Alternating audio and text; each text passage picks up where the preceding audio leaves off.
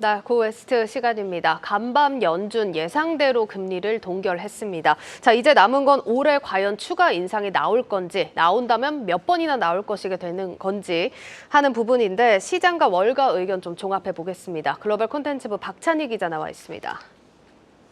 박 기자, 일단 오늘 내용 키워드부터 좀 볼까요? 네, 오늘 고에스트 키워드는 이 매와 비둘기를 합친 매둘기입니다. 네, 간밤 6월 FOMC 결과는 시장 예상보다 매파적이었지만 이후 제롬 파월 연준 의장이 기자회견에서 비둘기파적인 모습을 보였기 때문입니다. 오늘 연준은 예상대로 기준금리를 15개월 만에 동결했는데요. 무려 11번째 FOMC 회의 만에 기준금리 인상이 종료된 겁니다. 네. 금리 동결은 이미 예상된 결과였기 때문에 시장은 별다른 움직임을 보이지 않았는데요. 문제는 점도표였습니다.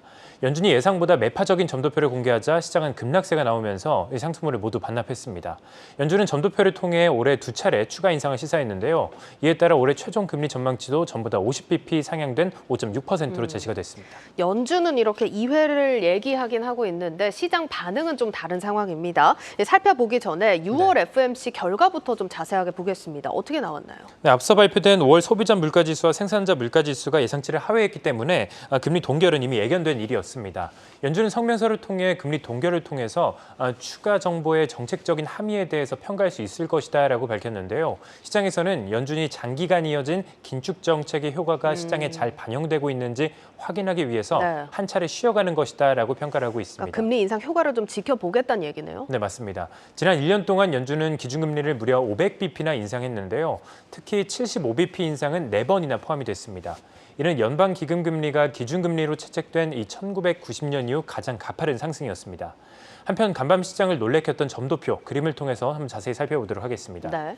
오늘 공개된 점도표인데요. 연준은 연내 최종금리 목표치를 지난 3월 점도표 중간값인 5.1%에서 50bp 상향한 5.6%로 제시했습니다. 현재 미국 기준금리가 5에서 5.25%인 만큼 남은 7월, 9월, 11월, 12월 이 4번의 회의 가운데 적어도 2번은 추가로 인상하겠다라는 겁니다. 또한 내년 최종금리 목표치는 3월 점도표 중간값보다 30bp 상향된 4.6%를 제시했는데요. 2025년 최종금리 목표치도 3월 중간값 대비 30bp 오른 3.4%를 제시했습니다. 다만 장기금리 전망치는 2.5%로 유지했습니다. 이번 점도표 결과에 대해서 월가와 시장에서는 당초 전망보다 훨씬 매파적이었다라고 평가를 하고 있습니다. 네, 일단 CME 패드워치 결과만 봐도 인상 가능성에 지금 힘이 좀 실리고 있는 건 맞는 것 같은데 점도표가 이렇게 시장 예상보다 매파적으로 나왔던 이유 뭐라고 봐야 될까요? 네, 점도표를 보면 이 FOMC에 참석한 연준 위원들 중 과반 이상이 올해 최종금리로 5.5에서 5.75%를 점쳤습니다. 심지어 6% 이상을 제시한 위원들도 3명이나 되는데요. 이들이 이렇게 매파적인 목표치를 제시한 것은 미국 경기가 강하다는 그런 분석에 따른 것이었습니다. 연준은 실업률 전망치를 기존 4.5%에서 4.1%로 낮춰잡고 올해 미국의 GDP 상승률을 0.4%에서 1%로 대폭 높인 바 있는데요. 즉 미국 경기 연착륙이 가능하다라고 보고 추가 긴축이 가능하다 이렇게 판단한 겁니다. 네, 일단 매파적 점도표에 시장이 가라앉다가 다시 좀 반등세가 나왔습니다. 파월 의장이 그래도 좀 막판에 시장을 좀 달랬죠. 맞습니다. 다만 처음부터 달래기에 나선 것은 아니었습니다. 파월 의장은 FOMC 결과 발표 이후 기자회견에서 인플레이션 압력은 여전히 높다라면서 물가 목표치인 2%로 내려가려면 가야 할 길이 멀다라고 입을 열었습니다. 그러면서 현재 인플레이션은 상방 리스크가 더 높다면서 특히 근원 물가는 뚜렷한 개선이 없었다라고 지적을 했는데요. 파월 의장은 점도표에 대해서 거의 모든 위원들이 연내 추가 인상이 적절하다라는 것에 동의했다라면서 올해 금리 인하를 예상하는 위원은 아예 없었을 뿐더러 적절하지도 않다라고 말하기도 했습니다. 이때만 해도 증시 상황은 그렇게 좋지는 않았는데요. 하지만 인플레이션이 높은데 왜 이번에는 금리를 올리지 않았냐라는 기자의 질문 이후 분위기가 조금 반전되기 시작했습니다. 파월 의장은 이 질문에 대해서 금리 레벨이 어느 정도 높아진 것 같으니까 일단 금리 동결 이후 지켜보겠다라는 뜻을 시사했는데요. 그러면서 지금까지 우리는 멀리 왔다라면서 앞으로 금리를 더 올릴 수 있겠지만 완만하게 인상할 것이다라고 이야기를 했습니다.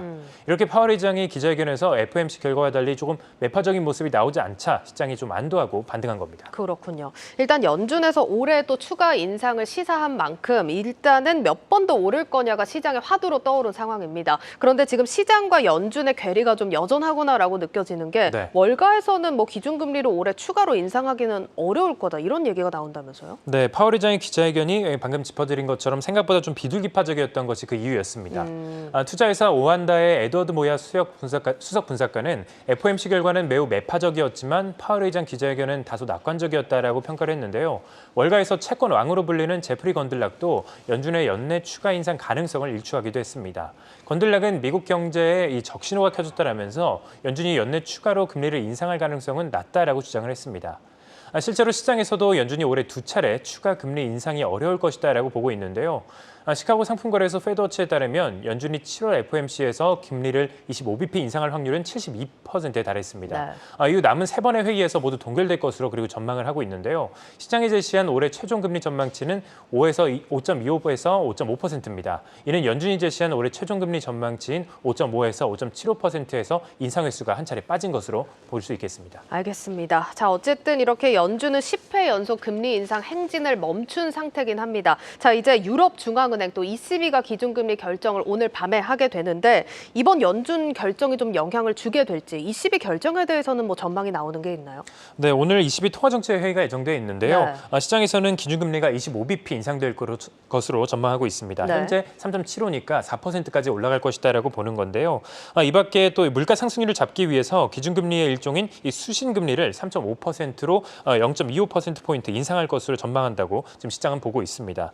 전문가들은 유로존 내 물가 상승률이 여전히 목표치인 2%보다 지금 훨씬 높은 3배 수준인 6.1%에 달하는 만큼 네. 이번 통화정책회의에서 긴축 기조를 계속해서 유지할 것이다라고 보고 있는 겁니다. 알겠습니다. 자, 그리고 마지막으로 뉴욕 증시 또 개장 앞두고 있는데 네. 어떤 점들 주목해서 봐야 될까요? 먼저 3대 지수 선물부터 살펴보면요. 좀 하락하고 있습니다. 아무래도 전날 FOMC 결과를 소화한 가운데 또 최근 좀 가파르게 올랐잖아요. 이런 부분에 대해서 조금 쉬어가는 그런 움직임을 보이고 있는 것 같은데 지금 나스닥 선물 지수가 0.54% 빠지고 있습니다. 아무래도 최근 가장 많이 오른 기술주를 중심으로 좀 차익 실현 물량이 좀 출회되고 있는 것으로 풀이가 되는데요. 한편 오늘 좀 주목해볼 지표도 그 두 가지가 있습니다.